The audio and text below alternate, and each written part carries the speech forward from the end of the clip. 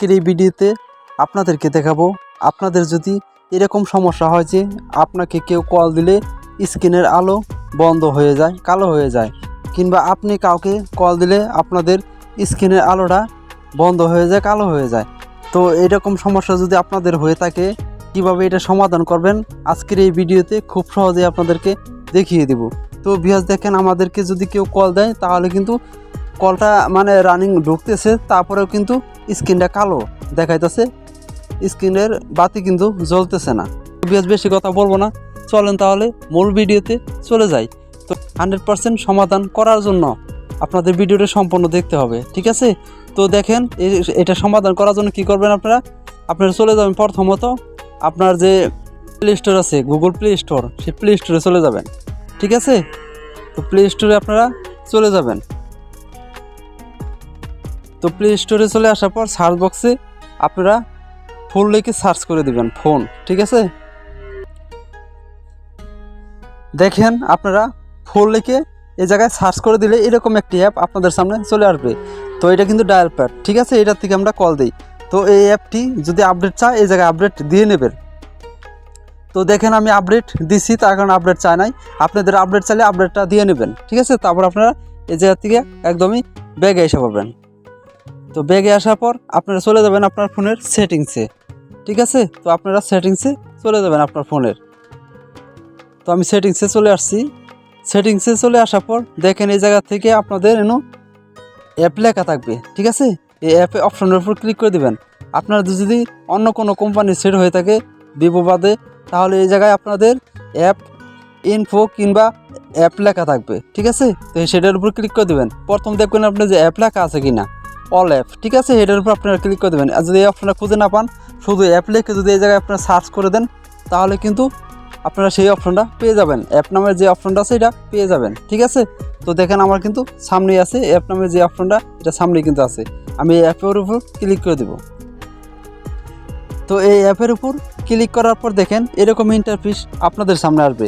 তো ভিউয়ার্স এই জায়গায় যত অ্যাপ আছে আপনাদের সব শো করবে। এই জায়গায় দেখেন অল অ্যাপ, এটার উপর ক্লিক করে দিবেন, ঠিক আছে?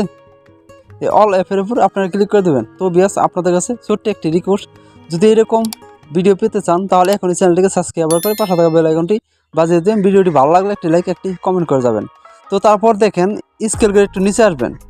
তো নিচে আসার পর আপনাদের যে ফোনের ডায়াল প্যাড আছে, যে জায়গাতে আপনি কল দেন, ডায়াল প্যাডে যে আমরা কল লেনদেন করি, অ্যাপের নাম হচ্ছে ফোন, ঠিক আছে? তো এই অ্যাপটা আপনারা খুঁজে বের করবেন, ঠিক আছে? খুঁজে বের করে এই অ্যাপের উপর আপনারা ক্লিক করে দিবেন। অ্যাপের উপর ক্লিক করার পর এরকম ইন্টারফেস আপনাদের সামনে আসবে। তো দেখেন এই জায়গা থেকে অনেক কিছু বোঝার আছে। তো ভিডিওটিকেও টেনে টেনে দেখবেন না, তাহলে কিন্তু সমাধানটা করতে পারবেন না। তো তারপর দেখেন নোটিফিকেশন নামে যে লেখাটা আছে, প্রথম নোটিফিকেশন, এটার উপর ক্লিক করে দিবেন। তো নোটিফিকেশনের উপর ক্লিক করার পর দেখবেন আপনাদের এই বাটনটা অন করা আছে কিনা, কিংবা দেখেন এই জায়গায় যত বাটন আছে সেই বাটনগুলো অন করা আছে কিনা এটা একটু ফলো করবেন, ঠিক আছে? তো এই জায়গা থেকে যদি কোনো বাটন অফ করা থাকে আপনাদের মাস্ট বি এই বাটনগুলো অন করে দিবেন, ঠিক আছে? দেখেন এটা অন করা আছে, সবটাই অন করা আছে। আপনাদের যদি অন করা না থাকে অন করে দিবেন। অন করার পর ব্যাগে আসবেন। তো ব্যাগে আসার পর দেখেন এই যে নোটিফিকেশনের নিচে দেখেন পারমিশন নামে লেখা আছে, এটার উপর আপনারা ক্লিক করে দিবেন, ঠিক আছে? তো আপনাদের কিন্তু 100% এটা সমাধান হয়ে যাবে।